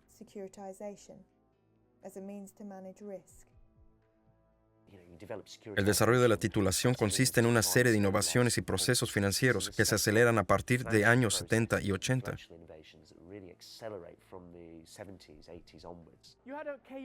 Para estabilizar todo el sistema había un sistema caótico que necesitaba ser controlado y que fue novedoso. Se necesitan derivados, opciones, futuros, nuevos mercados. ¿Alguien conoce el término de cobertura financiera? Desviar los riesgos controlados, asegurarse contra él. Hasta los años 60, la Comisión de Valores y Bolsa era muy clara con que los derivados que no se basaran en productos reales como agrícolas eran esencialmente un tipo de apuesta y por lo tanto no se podía comerciar con ellos. Eso cambió en los 60. Ahora todos podemos comerciar con futuros sobre divisas que no se basan en productos reales. Como agrícolas, eran esencialmente un tipo de apuesta y por lo tanto no se puede comerciar con ellos. Eso cambió en los 60. Ahora todos podemos comerciar con futuros sobre divisas que no se basan en productos reales con los que se comercia en el futuro, sino en las fluctuaciones de los precios actuales. Cuando el sistema establecido de tipo de cambio se rompe, hace que esto se acelere. Por tanto, mientras que el gobierno establece sus medidas de regulación, el mercado comienza a imponer sus propios productos. Existe la teoría de que el mercado se regula mejor a sí mismo, que si interviene el gobierno, la teoría de los mercados eficientes podría ser muy estable y reflejar cambios en la economía. No va a ser impulsado por el pánico, ni por las burbujas especulativas. Nada de esto va a ocurrir realmente. Esto no va a ocurrir si se producen movimientos oscilantes. Es porque algo está ocurriendo y los agentes de la bolsa e inversores responden ante ellos. Esa es la teoría de los mercados eficientes. En 2008, la práctica de esta teoría llegó a su fin con la aparición de una gran crisis. En la creencia tan extendida de que se autorregularía y se estabilizaría, no pudo continuar. La práctica sigue de todos modos, pero ya no se puede realmente argumentar de la misma manera que se hacía antes, que es bueno, necesario o está bien para el mundo. En la última década hemos tenido algo llamado permuta de incumplimiento crediticio, que consiste en una forma de asegurarse contra una empresa en la que se ha invertido y que va a la quiebra. En 2002 valían $1 billón. En 2007 valían $60 billones. Estos son 5 años. Todos estaban sentados diciendo, oh no, esta CDO que hemos creado no proveen el tipo de estabilidad que pensábamos. Las matemáticas internas resultaron ser un sinsentido completo. Hay mucho más riesgo involucrado en tratar el riesgo y la deuda del que creíamos, y ahora no vale nada.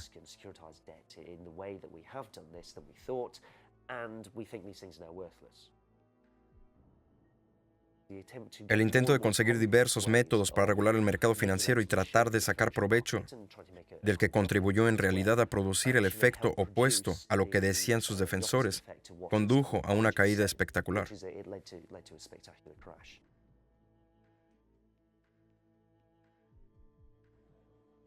El resultado de esta situación fue sobre todo el crecimiento de un sector importante, el sector financiero.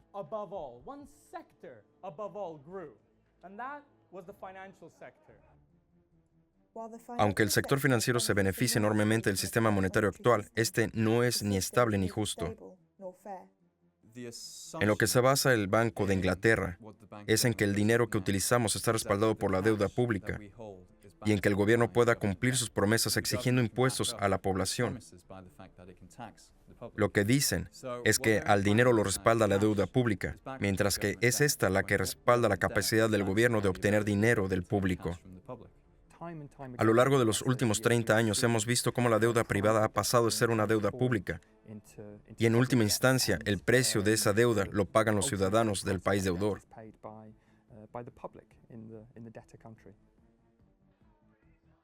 Por eso los recortes son necesarios. El sistema está diseñado para hacer ricas a ciertas personas a expensas de la población y de los contribuyentes.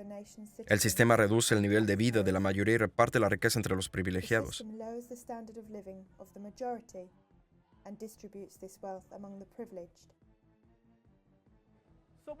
Nos han dejado desde los años 70 con un sistema financiero que no tiene un tipo de cambio fijo, que de pronto ha abierto sus fronteras financieras y que permite que los bancos centrales controlen el dinero sin supervisión, porque no hay oro donde solía haber.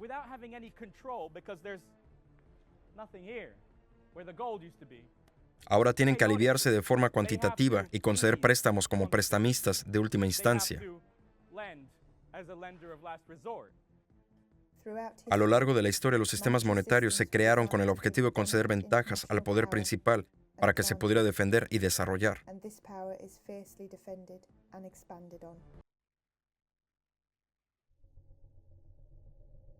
Reforma internacional de la moneda.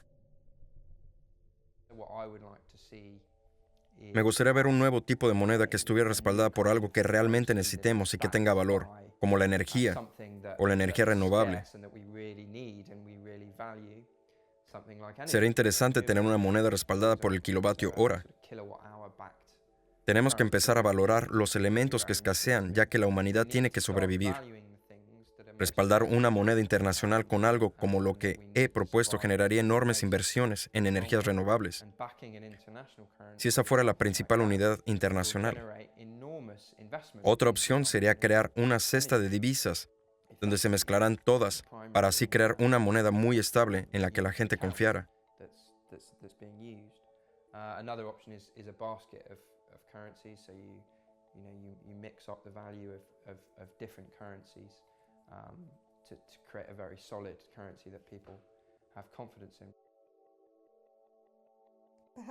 Otra opción mejor sería una cesta de productos con la que se pudiera respaldar a las monedas internacionales.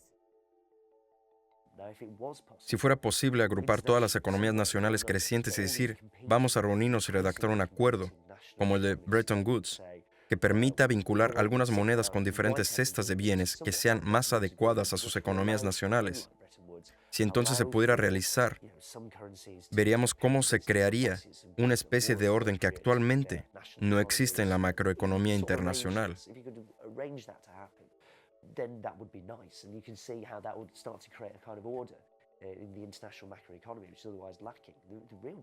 El único problema es político. Entonces, ¿quién va a hacer esto?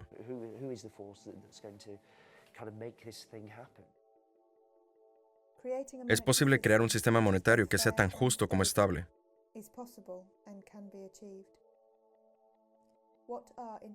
¿Para qué están las organizaciones internacionales si no es para ese fin?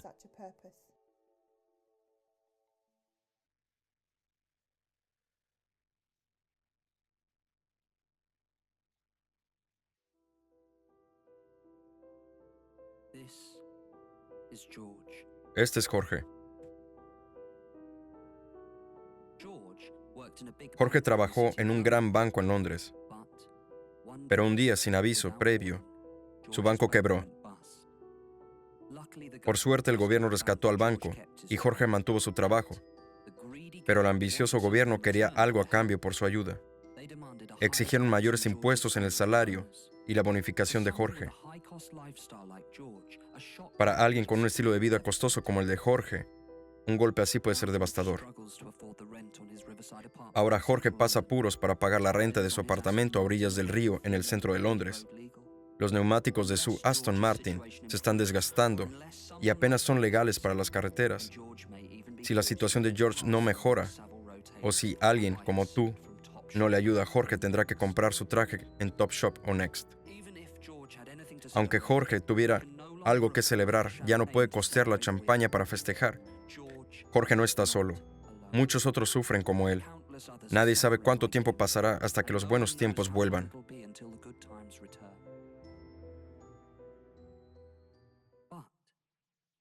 Pero con tu ayuda, Jorge puede volver a su vida. Una simple donación mensual puede traer un poco de sol a la vida de Jorge. Con solo 395 libras, podrá celebrar sus pequeños logros con una botella de champán cristal. Con tan solo 900 libras, Jorge podrá comprar un nuevo juego de neumáticos para su Aston Martin. 2,000 libras pueden ayudar a Jorge a recuperar su autoestima con un traje de un prestigioso sastre. Incluso un monto menor ayudará. Tan solo 200 libras comprarán una cena para Jorge y su novia. Con 200 libras más, se pueden comprar las bebidas. Al adoptar a un banquero, no solo estarás apoyando a alguien como Jorge en tiempo de crisis, se estará apoyando a los bares de vino de Londres, las fábricas de coches de Italia y a los sastres lujosos. Cumple con tu deber patriótico de apoyar a la mejor industria inglesa en tiempos de necesidad. Cuando vuelvan los buenos tiempos y Jorge recupere su bono, sus impuestos ayudarán a financiar los servicios públicos de los que el resto de vosotros dependen. Así que, por favor, hasta que los buenos tiempos regresen para Jorge y los que son como él, ¿donarás hoy?